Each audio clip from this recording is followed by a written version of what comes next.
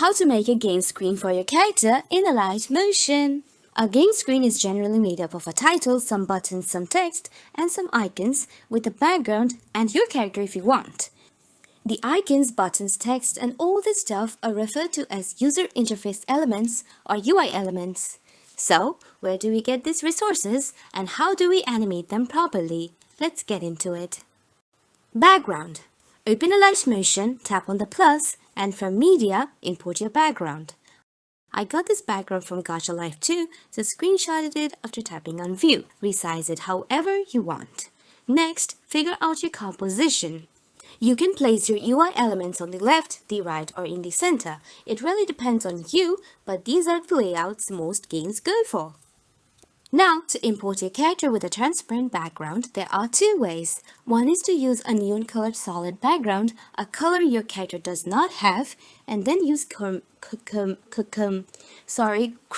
key effect in Alight Motion to key it out.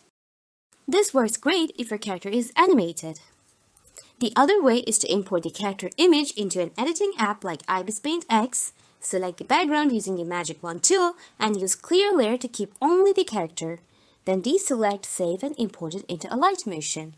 Now that we have our background and character sorted, let's move on to the UI elements. Text and font.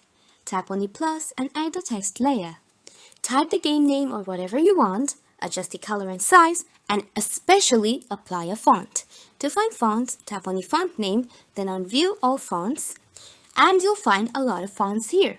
If you don't like what's available here, go to a website like DaFont or Bfont and download a TTF or OTF file.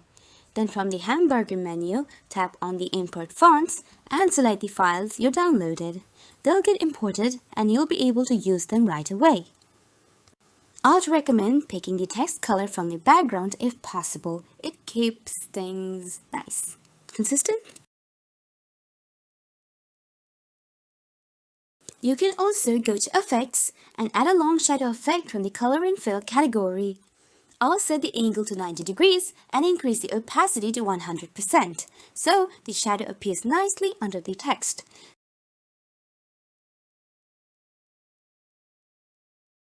Then I'll duplicate the effect, set the angle to 270 degrees and apply a lighter color. This gives a nice 3D-ish look. You can also add gradient and glow effects. Style it however you want. Buttons. For buttons, add a shape. A rounded rectangle with an adjusted radius works perfectly, but I'll use a hexagon stretched out.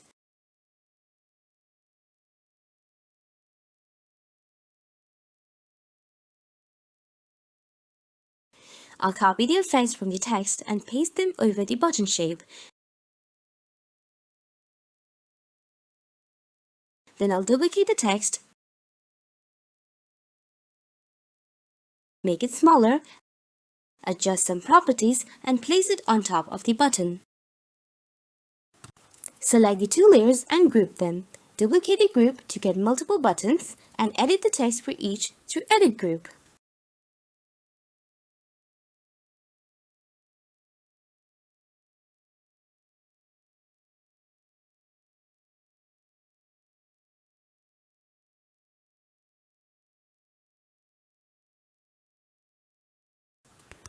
Cursor and hover states. Now here's an optional but really fun part, a cursor. On desktop games, a cursor hovers over buttons before clicking. When it hovers, the button usually brightens up. That's called a hover state. There's also an active state, which is when the button gets clicked or tapped. You can skip the hover state if you don't want a cursor, but the active state is worth animating if you want that UI feel. Animating a cursor. I made a cursor using vector drawing and I'll position it where needed. Next, to animate the cursor, add a vector drawing layer. Add multiple points to create the path you want your cursor to move in. Swipe on the control pad to move the crosshair and tap on it to add a point. I'm adding a lot of extra points to mimic human mouse jitters. Humans don't move in perfect straight lines, unless they want to.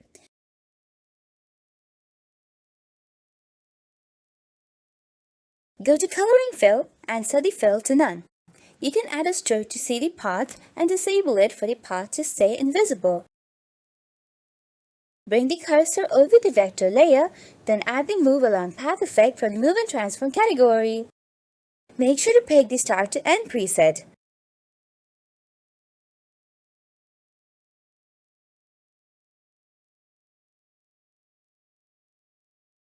The cursor is rotating all over, so disable Rotate automatically.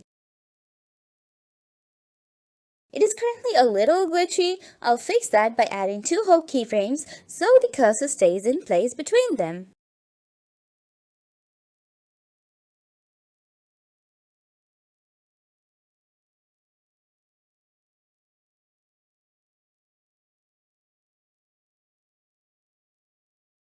I'll do the same for the other buttons. Make the cursor stay in place for a bit. Animating the buttons. When the cursor lands on a button, I'll add 2 keyframes right around that moment and increase the scale of the button slightly.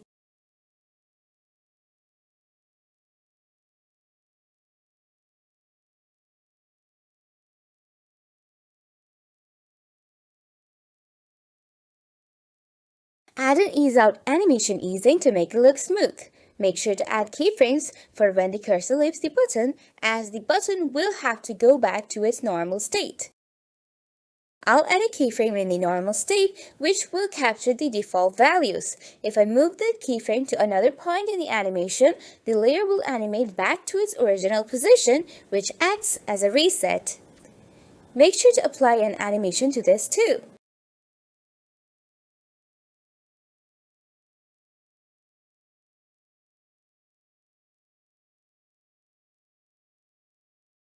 I want to animate this button being pressed. First, I'll add keyframes and animate the hover state as the cursor is on top of it. Then add another keyframe to lock the same values. Next, I'll add a reset keyframe for when the hover state ends.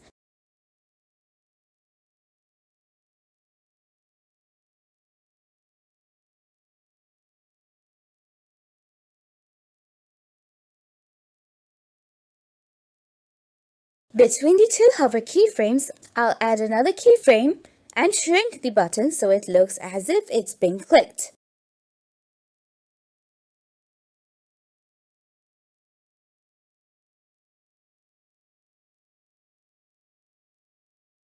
You can also use location to shift it or rotation to tilt it. You're not limited to just using the scale property.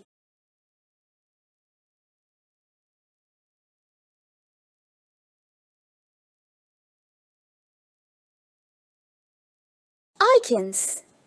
Games usually have a settings icon and a music button tucked in a corner somewhere. You can find free icons from websites like fontawesome.com, Tab the Icons, Lucid Icons, or Remix Icons. They all have slightly different styles, so just pick the one you like. Download a PNG, import it into Alight Motion.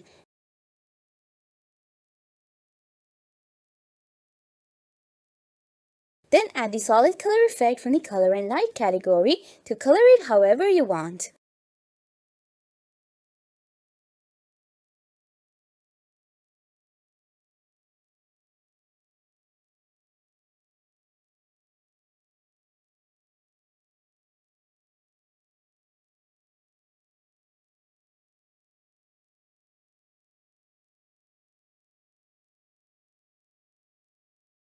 For a second icon, duplicate the first one. Go to Color and Fill and just replace the image. This keeps the size and style consistent while letting you swap out the icons. Color grading. This is the part that sells it. Your character might look a little out of place in a scene with a different color tone. You can add a gradient overlay effect or similar effects to make the character fit into the environment. You can also add a rectangle, make it fill the composition, and add a color or gradient to it. Then go to Blending and Opacity and set a blending mode like Overlay, Multiply, or whatever looks best. Since this tutorial was born from a Trend tutorial request, let's make one that actually looks like the game screens in the Trend videos. Portrait Layout. I've placed a few options, but they don't have equal space between them. So I'll select the layers, tap on this triangle icon, and click on Distribute Vertical Spacing. Next, we can begin animating the selected or active states. I have this rectangle behind my text, which will give it an active or selected look. Since I have my text left aligned, I'll head to Location and tap on the location icon to activate the pivot point. Then I'll move the pivot point to the left of the rectangle, and this will make animating the width quicker and easier. I will animate the location of the rectangle vertically, so they look like they're selected one after another. I'll also animate the width scale so they fit the width of the text, and graphs are very important for this.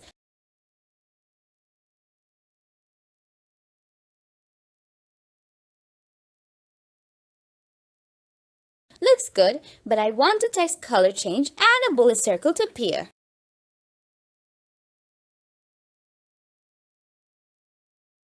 I have the circle here, which will parent to the rectangle so it moves vertically automatically.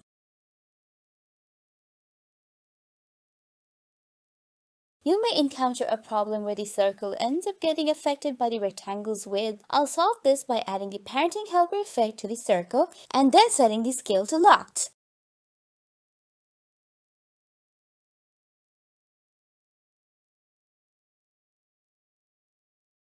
I'll make the text move to make space for the circle.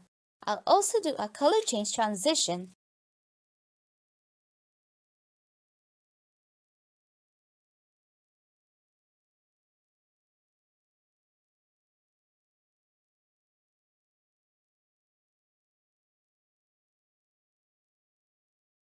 It looks nice. You can replace the circle bullet with an arrow or anything and it still looks great. I have this one where the text color change layers are clipped to the rectangle, which gives this cool look. And that covers the essentials for building your game screen. And from here, it's really just up to you. There are 100 little things you can keep tweaking to make it look better. Here are some tutorials that might help. One rim lighting for your character and one on UI design in Alight Motion. They'll both come up on screen.